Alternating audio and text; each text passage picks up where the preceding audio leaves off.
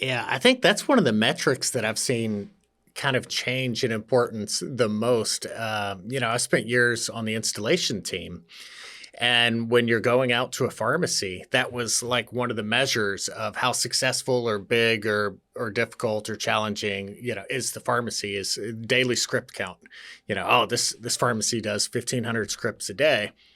That is a measure of success. Well, like if you're not making, if you're losing money on prescription filling, maybe 1,500 scripts a day is not the best measure of success. Always, it's how are you serving those patients and finding that win-win, and really practicing at the top of your license. So, I don't think Avant Pharmacy or RX Clinic Pharmacy has ever kind of been geared towards, a script count as a measure of success. Are you looking at conversions or, strategically, how are you gauging how you're doing then? Yeah, no, that's a great question. So, I mean, obviously our team has various KPIs that we look at. And so because we've integrated, clinical services into a lot of what we do and a lot of the service sets that we do, and part of why we had the name change as well was our focus into not just prescriptions and support with patients on that side and the pharmacy services, but we really focused on wellness, right? We were going beyond just the script count. We were going beyond just the traditional core services of vaccines and things like that, and saying, well, what are the other things that we can do? And so part of the brand image and the name image of why we went to Avant Pharmacy and Wellness was we had pharmacists who were passionate about the health and wellness side of the patients. And so now you're looking at what is the holistic totality of that patient. So, look, like you hit the nail on the head earlier, just a minute ago, with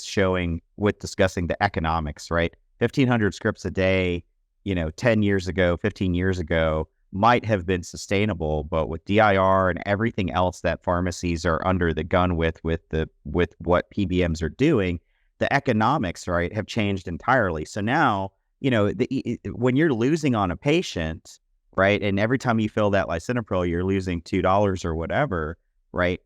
Okay, yeah, that's not good, and you don't want to lose on that patient. But what are the other things that you could do? Is that patient a patient that's enrolled in our CCM program? Is that patient enrolled in our wellness program? Is that patient that's coming in actually enrolled in our health game plan program or PPC at home through CPSN, right? What are the other offerings that we have that really, that $2 is kind of, if you look at it as a cost of acquisition of that patient to maintain them in your system? Because the reality of it is that if we don't figure out how to support our patients in a way that they are going to sustain being in our business, the other competitors are out there and they're offering all kinds of carrots, and they're actually looking to try to get into the patient's homes now too, right? I can't remember when it was, but a few months back, right, there was it seemed like there were a run on acquisitions of like home health systems, home health enterprises, home health companies, because the PBMs and the insurance companies are like, well, how can we get to the patient even earlier in the process, right?